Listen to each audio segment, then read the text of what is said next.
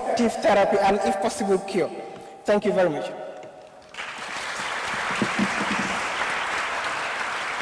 Thank you, Jibril, right on time.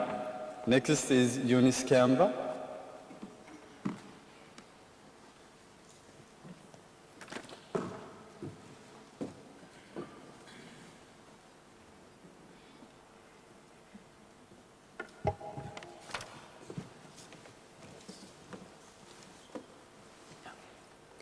Good afternoon, everybody. I'm Eunice Kiamba. I take you through a brief talk on the immunology of lifelong protection by HPV vaccines. HPV vaccines are virus-like particle-based vaccines.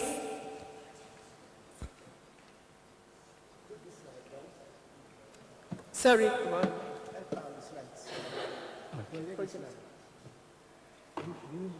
Okay.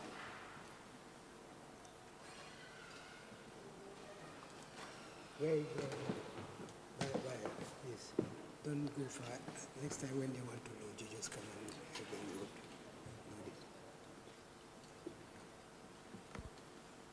Yeah? She was good.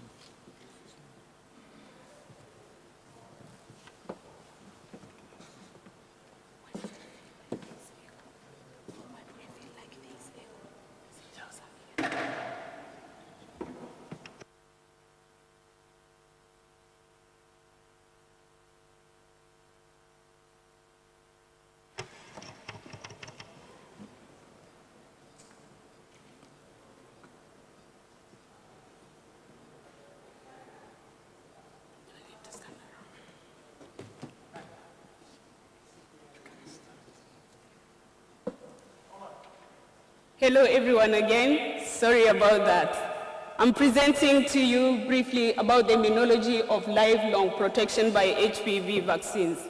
These are virus-like particle-based vaccines that surprisingly seem to behave like live vaccines by generating highly durable antibody-mediated protection from HPV infections and associated diseases, most important of which is cervical cancer. And this has been the case even after a single vaccination dose, as shown by this graph here. So this is an 11-year follow-up after vaccination with the bivalent HPV vaccine. And what you see at the top are two lines showing antibody titers generated from 3 doses, the purple line, and a single dose, the blue line. And interesting to note is the plateau phase, where these titers are maintained without waning over time. And also important to note is that these titers are maintained very high above natural immunity, which is shown by the black line at the bottom. And it's such data that have raised a global interest to transition into a single-dose vaccination for HPV. And in the Gambia here, we are doing a randomized trial of the 9-valent HPV vaccine, exploring reduced dose regimens in different age groups. And while it's very important to understand how vaccines work, the cellular mechanisms underlying the incredible protection shown by these vaccines is not well understood. So my PhD project within this trial aims to characterize 3 important cell populations, including plasma cells, which are the actual antibody-producing cells, memory B cells, which are a source of serological memory, and T follicular helper cells, which are critical for a reaction that leads to generation of long-lived plasma cells and high-quality memory B cells. And to characterize all this, I'm using a combination of immunological lab techniques, including fluorospots, ELISpots, and flow cytometry. Just to share with you some data and the next steps from where I am, that graph there shows HPV-16 specific memory B cell responses after different vaccination schedules in the 3 age groups shown. And the colorful plots at the bottom show you IgG memory B cell responses before and after the first vaccination dose, which are incredibly boosted following secondary vaccination in the different age groups. And it's also important to note that this memory generated does not seem to be different between the different age groups. And this is important because this vaccine has not been tried in the 4 to 8-year-olds. We have seen similar profiles for the plasma cell responses, and I'm analyzing the data for the T follicular helper cell responses. But what I'm doing now is single cell sorting for immunoglobulin repertoire mapping. And what this does is just looking in more details at B cells that are responding specifically to HPV to see what is unique about them to be able to generate such a good protection. I'm also doing HLA typing, and what this does is looking at a genetic molecule called human leukocyte antigen, and it will help us understand also why people respond so well to these particular vaccines. And I would say that recruitment into my project took place during the COVID-19 pandemic, and yet it has taken support from very many people. So I would like to acknowledge all of them. Thank you so much.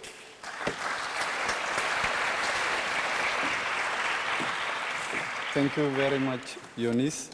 Apologies if there is still echo. I think it's better now. Anna Bonnell is the next presenter.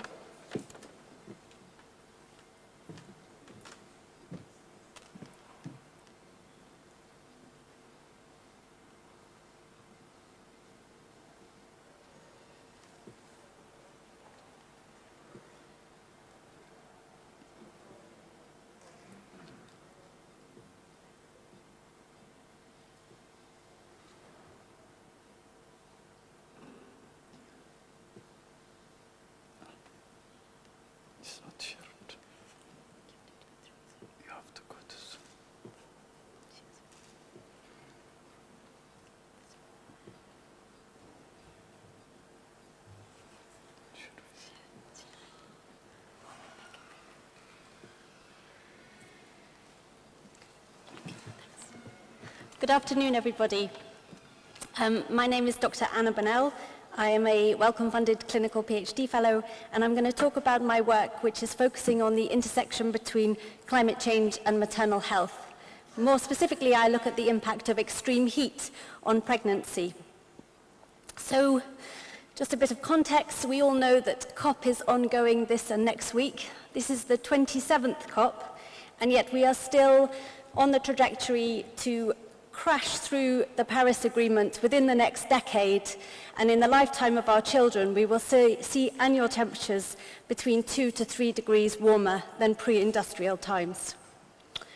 But as we heard earlier this morning from Umberto, these impacts are not going to be felt equally around the world. And as you can see from the globe, tropical and subtropical areas are going to be very severely affected with extreme heat going forward. And with that extreme heat comes an increased risk of all extreme weather events.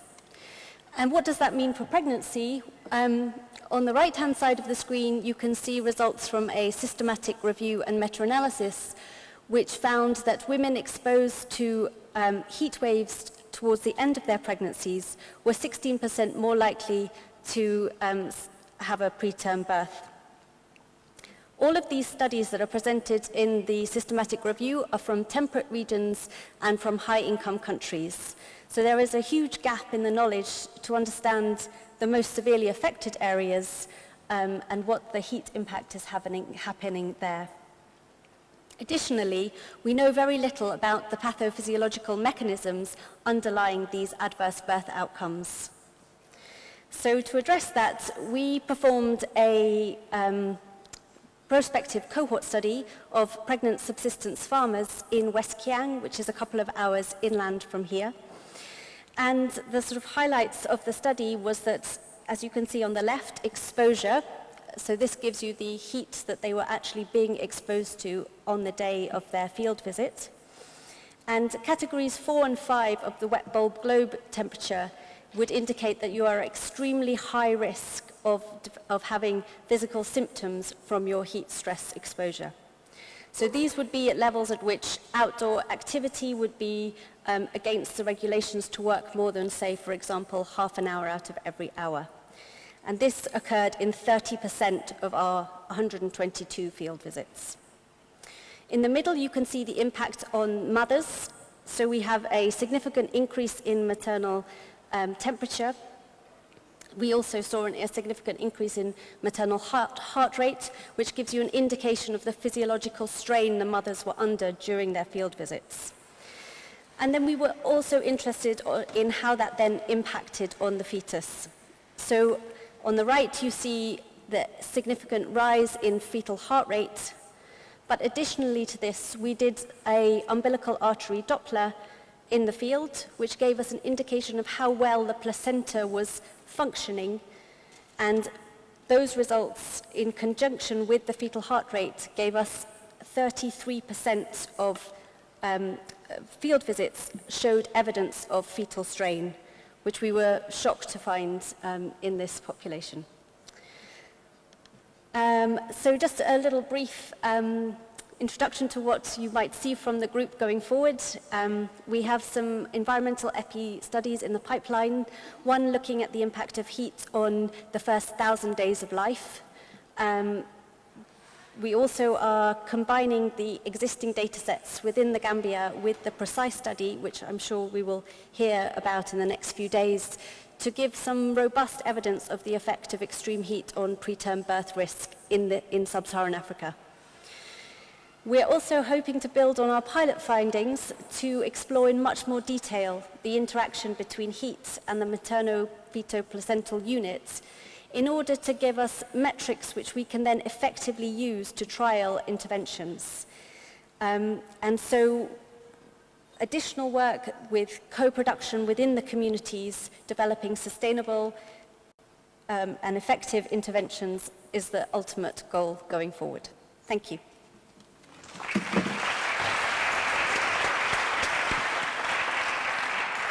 Thank you, Anna.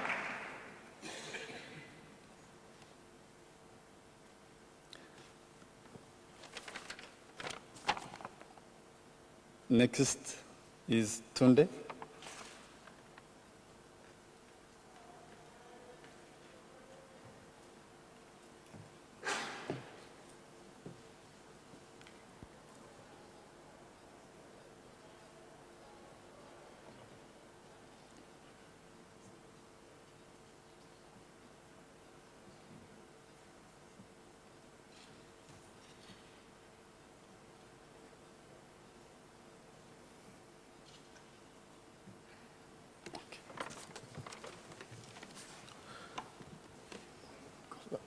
Good afternoon, everyone. My name is Dr. Babatunde Awokola. I'm here to talk about my PhD titled Non-Communicable Airway Disease and Air Pollution in Sub-Saharan Africa. As a background to my work, respiratory non-communicable diseases are a public health problem in most of low and middle income countries, and they cause predominant premature mortality in adults. Two disease entities constitute these conditions. They are the chronic obstructive pulmonary disease and asthma, and these account for 3.2 million and 444,000 adult deaths annually, respectively. In places where we live and where we work, over 90% of the world's population are exposed to air pollution. Now, the duo of respiratory non-communicable disease and air pollution are important and interplaying public health problems that are unfortunately neglected by many health systems. My PhD thus sought to contribute to the control of non-communicable airway disease in sub-Saharan Africa by generating baseline data on patients presenting with chronic airway disease in 3 West African countries, as well as ambient air pollution level data in 8 countries in sub-Saharan Africa. We used 3 sub-studies alongside the objectives. The first was a systematic review and meta-analysis, where we are looking at the current state of literature on COPD and its risk factors in sub-Saharan Africa. The second was to generate baseline epidemiological and clinical data in patients with chronic respiratory disease and compare this with age and sex-matched controls in the Gambia, and then compare cases from the Gambia with cases from Benin Republic and Cameroon. Also, fine particulate matter and carbon monoxide exposure among these patients was compared with controls in Gambia and across cases in these three countries. Lastly, a one-year longitudinal ground-level ambient PM2.5 over 15 sites in 11 cities in 8 countries were done using low-cost sensors. For the main results that we have, about 1 in 10, 8% to be precise, of adults in sub-Saharan Africa live with chronic obstructive pulmonary disease, and this increases with age and smoking exposure. The odds ratio of current smoking on chronic obstructive pulmonary disease is at 2.20, with confidence interval of 1.60 to 2.99. For the fourth objective, we found out that the mean fine particulate matter levels at all the sites measured were more than the recommended World Health Organization level of 5 microgram per meters cube. There was also a diurnal variation to the patterning of fine particulate matter, where there is a peak around 6 to 7 in the morning and another peak at about 8 p.m. in the evening. This coincided with the normal daily anthropologic pattern of people. Lastly, for the use of low-cost sensors, power, internet, and SD card issues was a problem that we found. Regarding the pilot case control study that we did in the Gambia, in the clinics, compared with controls, people living with chronic airway disease in the Gambia are likely to present with advanced disease as given by poor clinical scores, likely to be exposed to personal carbon monoxide, secondhand smoke, burning refuse and occupational dust, and 76% of them use biomass fuel for energy and for lighting. So in conclusion, tobacco cessation counseling and anti-tobacco policies are important because of the fact that we found a strong association between chronic obstructive pulmonary disease and smoking. Also, based on the fact that all the 15 sites measured had very high particulate matter levels, there is need to influence policies on clean air and also engender citizen science where everybody picks up a low-cost sensor and joins in the fight against air pollution. Lastly, there's need for clean fuel alternatives. Liquefied petroleum gas is the most sought after. If this is not practicable, biogas can be considered. And then, like it's done in Mali, Uganda, and some other countries, the use of briquettes in all communities will do a lot to increase our level of clean air in this place. Thank you all for listening.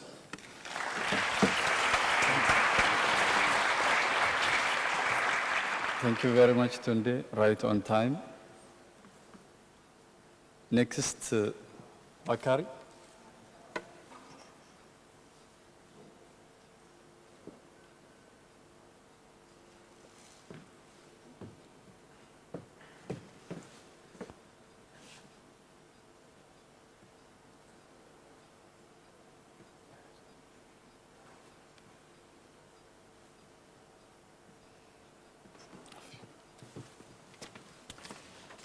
Good afternoon, everyone.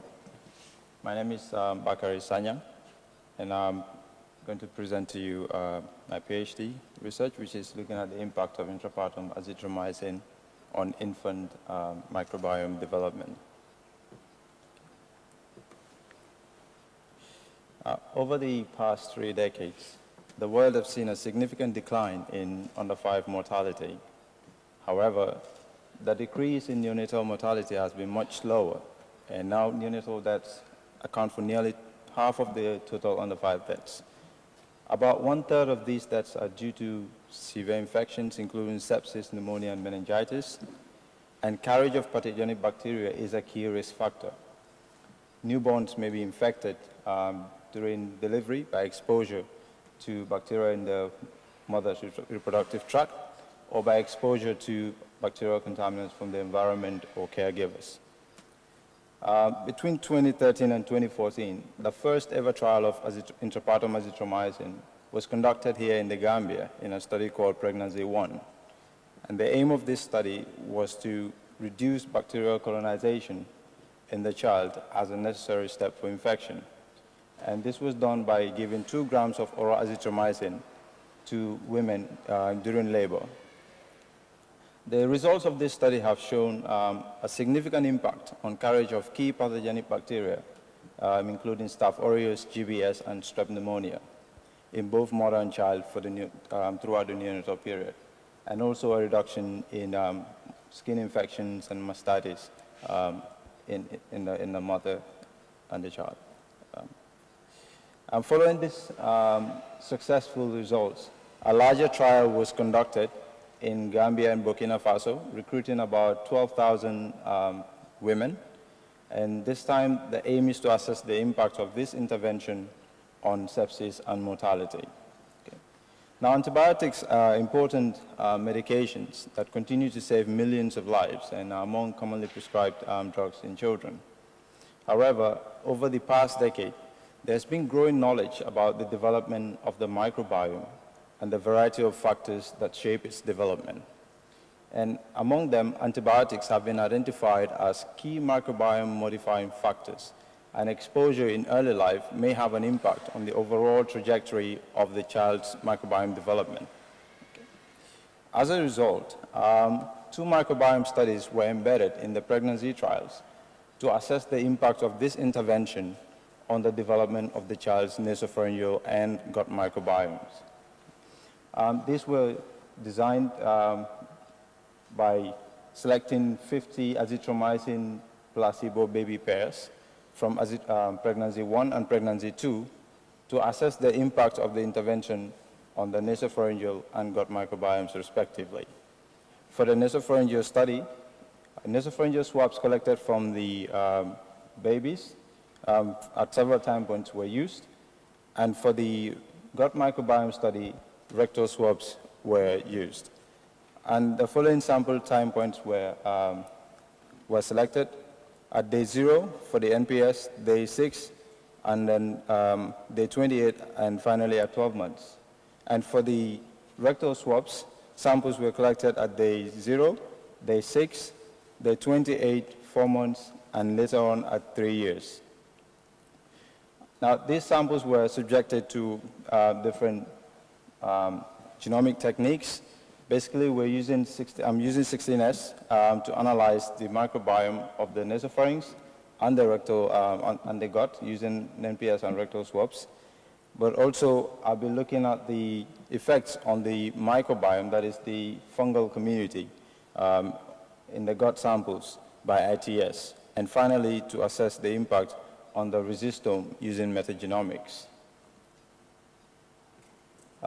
So far, the results from the nasopharyngeal study have shown that Intrapartum azithromycin did have cause some short-term alterations in the microbiome of the child with modest overall effects by 12 months.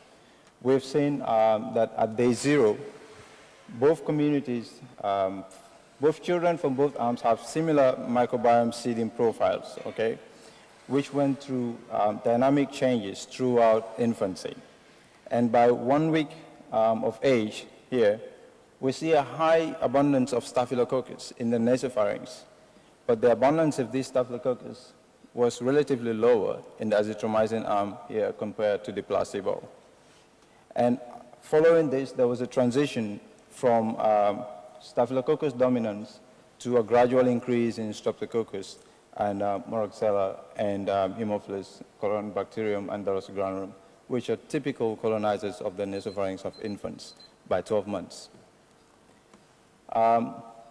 We've also looked at the impact on the overall community, and what we saw is that the intervention did have an impact on the overall microbial community at day 6 and day 28, but by 12 months, these effects have waned.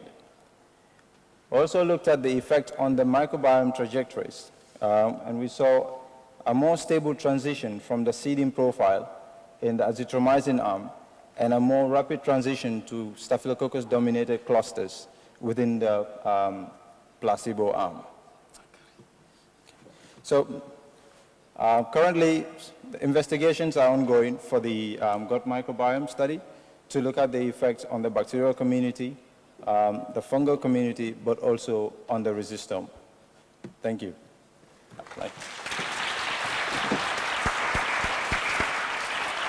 Thank you, Bakari.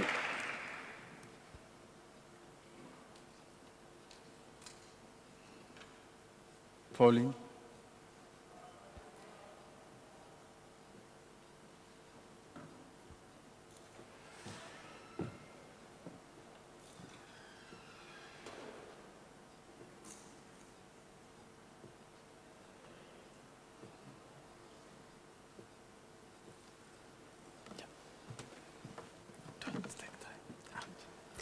Good afternoon, everyone. My name is Pauline Getanda, and my project is titled Impact of Intrapartum Azithromycin on the Carriage and Antibiotic Resistance of E. coli and Klebsiella pneumoniae.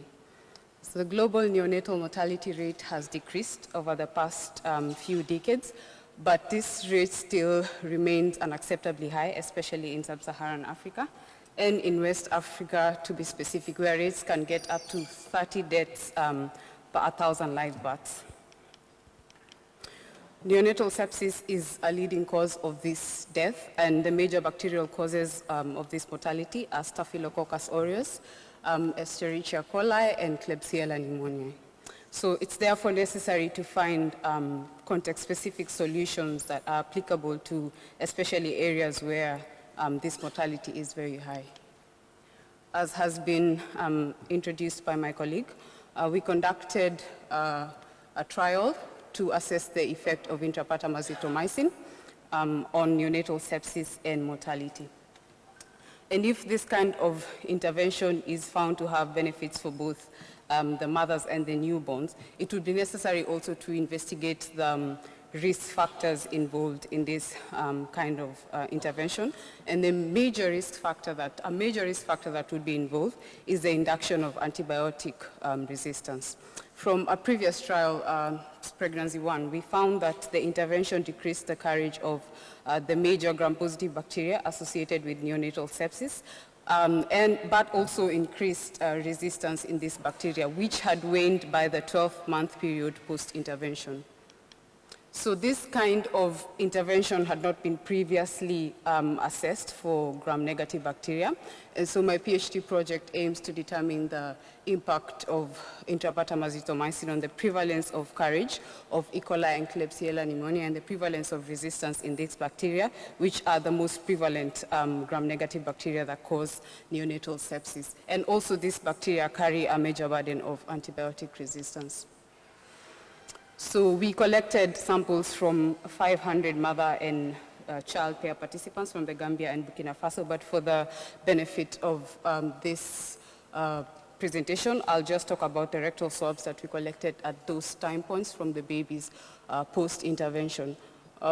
We identified an isolated E. coli and Klebsiella pneumoniae and did antibiotic susceptibility testing using azithromycin and 9 other antibiotics, but for now I'll just talk about the effects azithromycin had. So future steps will involve whole genome sequencing to determine the presence of antibiotic resistance by determining the presence of resistant gene markers and also determining the presence of virulence factors. So here I will present data, part of the data that we have from the rectal swabs. The blue lines represent carriage of bacteria, and the red lines represent carriage of azithromycin-resistant bacteria. The blue continuous line is the azithromycin arm, and the blue dashed line is the placebo arm, and the same for resistance. So we found that the intervention was associated with a short-term reduced carriage of E. coli at day 6 and day 28 for both the Gambia and Burkina Faso, but was involved with a higher carriage of azithromycin-resistant E. coli, which was sustained by the fourth time point post-intervention.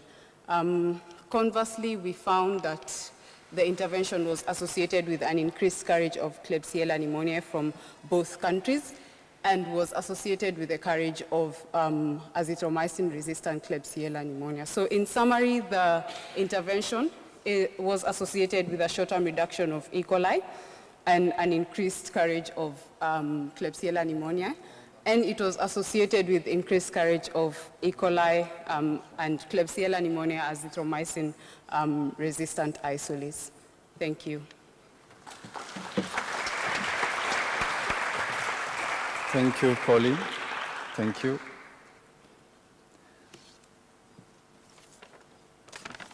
The next presenter is Wariri.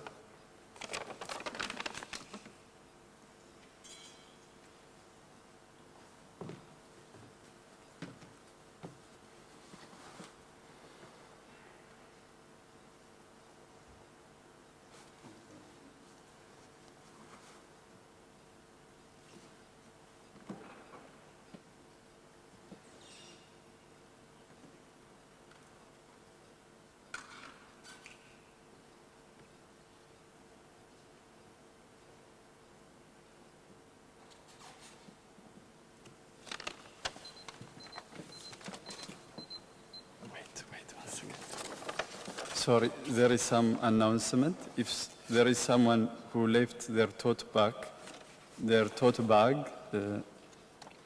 around the restroom area, they can talk to Omar here.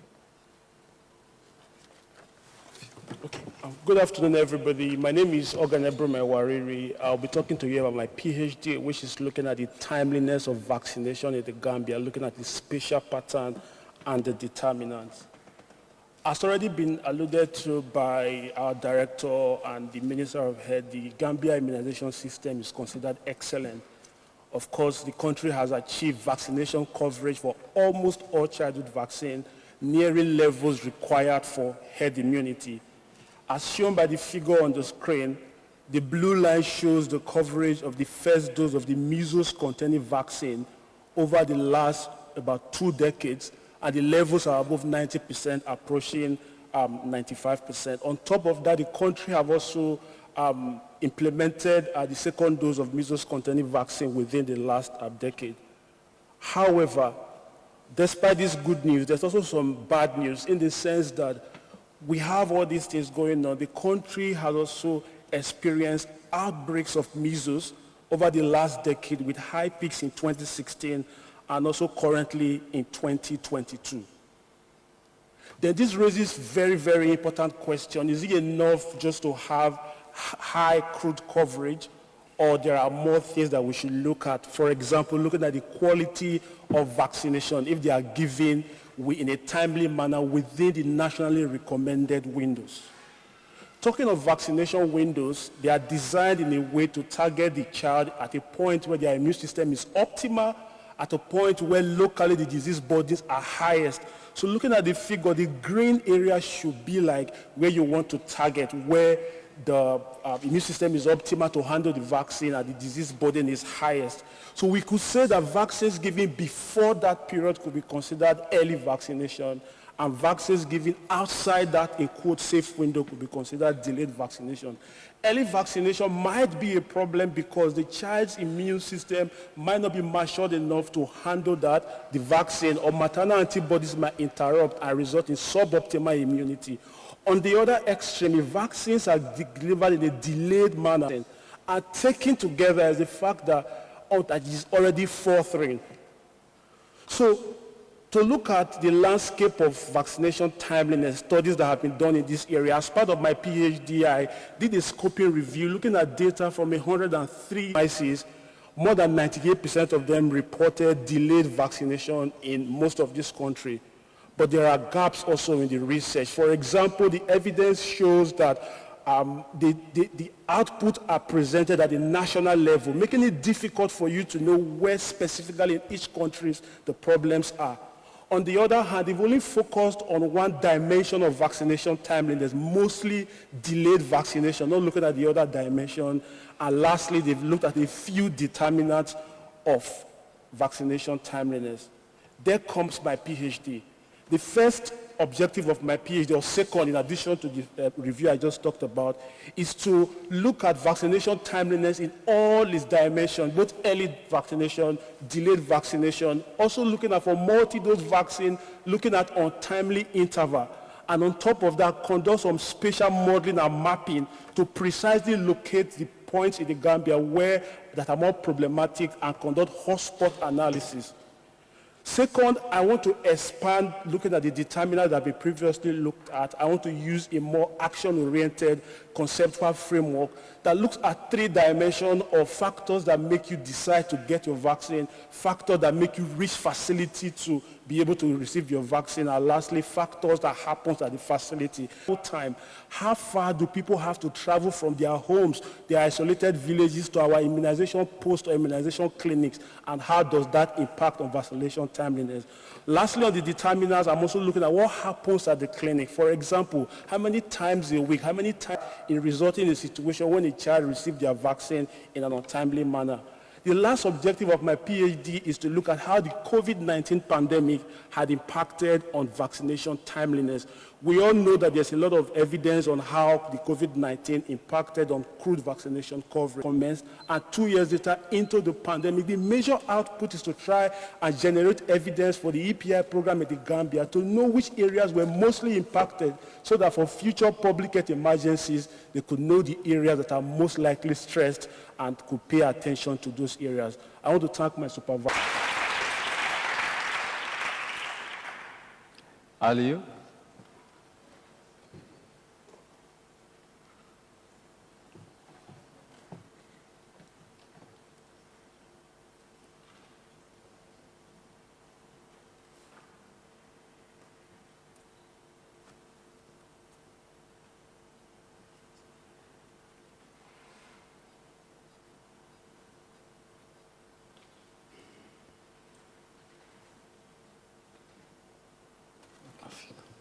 Thank you very much. Good afternoon, everyone. I'm Aliyu Ahmed. I'm here to present on my PhD project titled Human-Animal Contact to Inform Zoonotic Disease Risks in Rural Communities in the Gambia, acronymed Zoo Contact. My project focuses on investigating the risks of transmission of zoonotic diseases from animals to cross-species transmission of disease occurs in a very complex and dynamic systems, and this system is usually affected by several drivers, and one of these drivers is agricultural land use that shapes the presence and the population dynamic of animals and humans, providing opportunity for contact between animals and humans that might encourage the transmission of disease from these animals to humans. And one of the key mechanisms through which these drivers influence the dynamics of cross-species transmission is through contact with animals. This has been cited in several studies and is one of the important components in cross-species zoonotic transmission models. But however, this is rarely quantified. And so the question my project would try to answer is, does agricultural land use change affect human-animal contact and zoonotic disease risks in rural communities in the Gambia? This is very important as zoonotic disease continue to pose millions of morbidities and mortality every year. And a recent analysis by the World Health Organization shows that there has been a more than double jump in transmission of zoonotic infections from 2001 to 2012 as compared to 2000 to 2011. This is particularly important in this setting in the Gambia, as more than half of the land in the Gambia is agricultural, and the Gambia boasts of an abundant biodiversity, including rodents, non-human primates, and other livestock that have been associated with transmission of zoonotic diseases from animals to humans. And so the objective of my study is to quantify the frequency and diversity of human-animal contact. And for this, we'll be conducting questionnaires to quantify the diversity and the frequency of contacts people are having with animals, what type of contacts are they direct or indirect, what leads to this contact and why people are having this contact, but more broadly, to investigate the socio-ecological links between people and their land and how this influences the contact that they are having with animals. The second objective, a network of acoustic sensors, mini recorders to record animal sounds and conduct biodiversity analytics to see how land use shapes biodiversity and how that would influence the frequency of contacts that people are having with this animal across the study site. And thirdly is to establish a pathogen sharing network. And for this, we would be conducting a multi-pathogen, multi-host survey where we would sample domestic animals in each households where we conduct the questionnaires to conduct a bead assay to assess for 7 select zoonotic pathogens to establish a pathogen sharing network and compare and contrast this pathogen sharing network to the frequency of contacts people are having with animals to weigh the risks to human health. And lastly, we would synthesize all these data generated from these multiple fronts to conduct socio-ecological systems modeling to investigate the implications of land use configuration for zoonotic disease spillover. This project is still very much in its early stages, and so pilot results from our questionnaires shows that when people have frequent contact with animals, it's usually during farming activities or hunting for meat and herbal medicine or forest activities to collect fruits and firewood.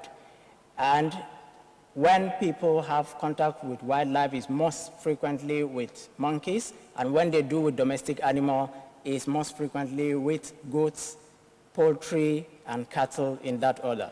We also observed during our field observations during the pilot study, extensive conversion of land for agriculture, overlap between wildlife landscape and human landscape, hunting for meat, and also unhygienic handling of livestock during livestock husbandry or treating of animals, all this providing the avenue for human-animal contact that might present the opportunity for transmission of disease from animal reservoirs to humans.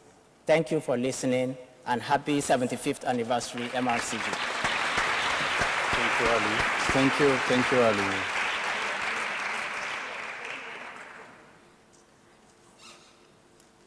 Panda?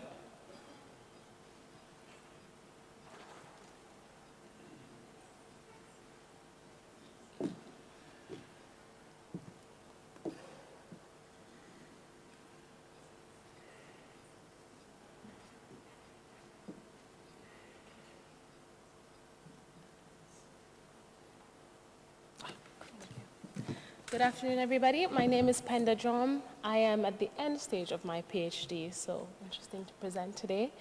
My PhD is on factors influencing maternal vaccination acceptance across urban and rural Gambia.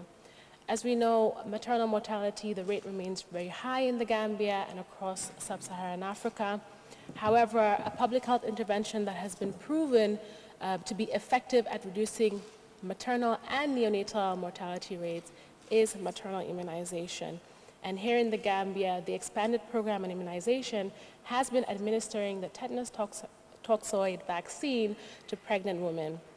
And so the aim of my PhD was really to look at what are the factors here in the Gambia and what are women's perceptions on a vaccine they've been receiving for years. At the time of my PhD, only one other publication output had come from the Gambia, and it was by Dr. Edwin Armitage and colleagues, and their study was really on influenza vaccine intent in infants and pregnant women. So we sought to look at that further. Just a bit of a background on my journey to the PhD, my bachelor's, master's, and now at the London School of Hygiene and Tropical Medicine, and a few studies that have brought me really into where I am as a medical anthropologist, beginning with a PROPEL trial with Dr. Ed Clark, moving on to now my maternal immunization study with Professor Beate Kampman, and I'll also present a little bit about some COVID work I did towards the end of my PhD. So what did we find in the MAT-IN study What are the factors influencing acceptance of vaccination during pregnancy in the Gambia? This study was also in collaboration with partners in Senegal. Identical methods were rolled out here and there, and we really did a comparison. However, I'll focus on the Gambia. 96 pregnant women and women with infants were interviewed. We had 5 urban sites and 5 rural, as you can see up there. And what we found was a variety of factors influence women's acceptance. We modified this conceptual model based on the SAGE working group determinants of vaccine hesitancy. But what we can say is that in the Gambia, women are mainly vaccine acceptors with high confidence in the health system. However, we need to still pay attention to these different indicators. For example, the contextual influences. Who are the decision influencers? Because they act as motivators. And what we found was that the husband, the male approval was, and the mother-in-law's approval were decision influencers or determinants. We also found that sufficient sensitization from trusted healthcare workers acted as a motivator towards women's acceptance of tetanus toxoid and potential new maternal vaccines. We also found that there are individual and group influences, such as women's knowledge of vaccines and their perceptions of vaccines as well. And finally, we found vaccine and vaccine-specific influences, such as their confidence in the vaccine information and the providers, and their confidence in healthcare workers. And we've published this in Vaccine as one output from my study. To move on quickly, because we did have other findings, but we haven't published that yet, on the antenatal care system in the Gambia and how that influences these determinants. So in 2020, due to the COVID pandemic and having to slow down with my PhD, social scientists and I at the unit and other partners came together to really conduct this study on COVID-19 healthcare behavior in the Gambia. And we partnered very well with the Ministry of Health to look at the perceptions of people in mandatory institutional quarantine, look at their experiences and their knowledge of COVID. And we also asked a few vaccine-related questions. Mind you, at the time, there was no COVID-19 vaccine, so these were all hypothetical. We interviewed a total of 205 adults, and what we found around vaccination was, when we asked, do you consider vaccination an important action to prevent the spread of coronavirus disease, majority said yes. When we asked if a coronavirus disease vaccine were available today, would you agree to be vaccinated with it, we saw these numbers go down to about 50%.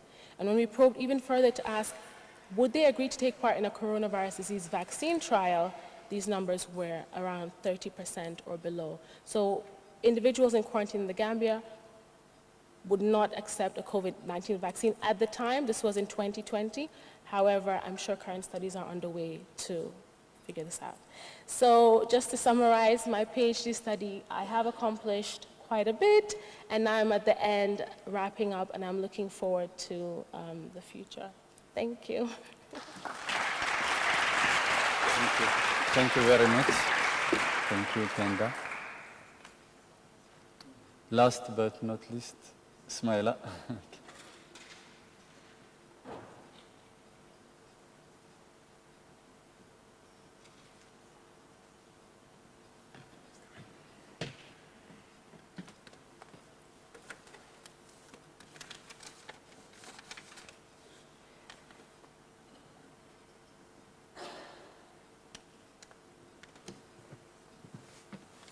Hello, good afternoon, everyone. My name is Ismail Amane, and I'm a second-year PhD student working on TB diagnosis and treatment response studies. So my PhD looks at identifying new methods for diagnosing TB, or to replace suboptimal methods that we currently have for diagnosing TB and for monitoring TB treatment response. So my project employs different methods to approach these aims. We use flow cytometry, gene expression studies, as well as Luminex assays, looking at proteins. So essentially, we aim to use these 3 techniques to identify new markers that are host-based and not pathogen-based to diagnose TB and monitor treatment response. So today I'm presenting one of the studies which looks at the use of targeted transcriptomics to identify a signature for treatment response. So why should we care about monitoring TB treatment?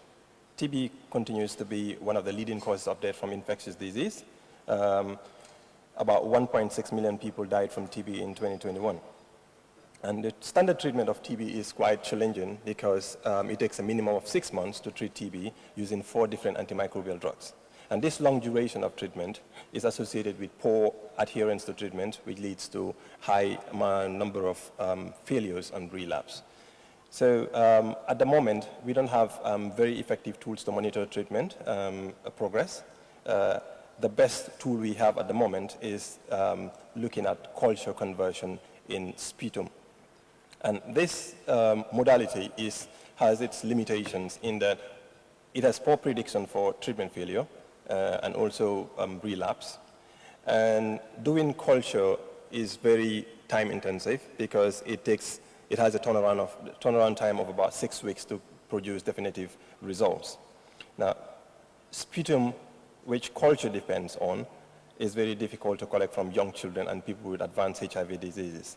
So the aim of this study is to identify host-based markers, which are genes in blood, for monitoring treatment response, hopefully to also be able to predict treatment outcomes such as treatment failure and relapse. Now, to answer this question, what we did is collect whole blood samples from 39 TB patients. 20 of these were fast responders, meaning these are patients whose sputum converted from positivity to negativity within the first 2 months of treatment. And 19 of them were slow responders who are later converters. These are people whose sputum convert to negativity after 2 months towards the end of treatment. Now, we collected samples from these participants at baseline, that is before start of treatment, and at 2 weeks and at 2 months of treatment. And then we did targeted RNA sequencing on their specimen, which essentially sequences about 785 genes rather than the whole entire genome.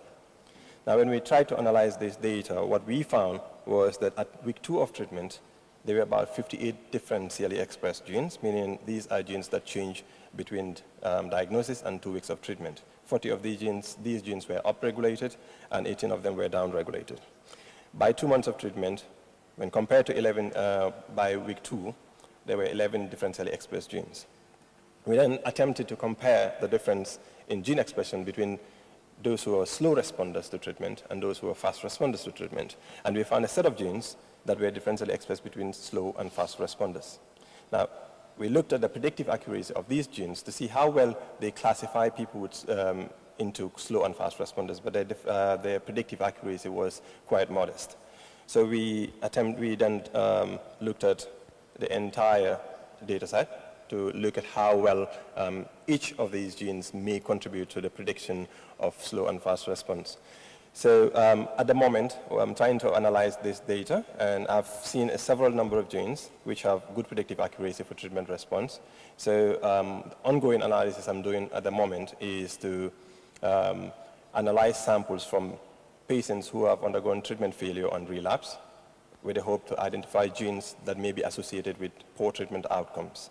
And I plan to use different statistical learning models, just machine learning, using different models such as random forest or neuronal networks to see how well we put together these genes to build a signature that would classify patients into slow and fast responders or identify people that fail treatment or who are likely to relapse as early as the time of diagnosis or at least 2 weeks before, at least 2 weeks into their treatment, rather than waiting all the way to 2 months or end of treatment to know if these people have effective treatment or not. These are my acknowledgements, and thank you for listening.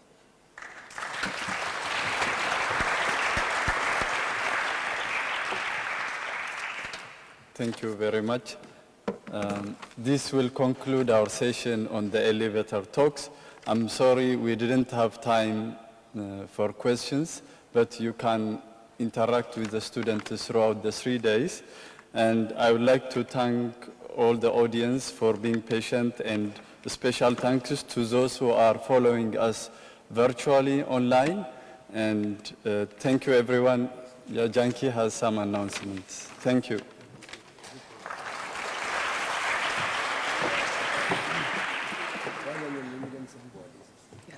Good afternoon. Thank you, Nuruddin, for chairing that session, and to all the PhD students. This is not the end of the day. We are now going to the MRC grounds, where we'll have the second part of the day one activities. We're going to have a poster presentation. We've got about 40 posters there.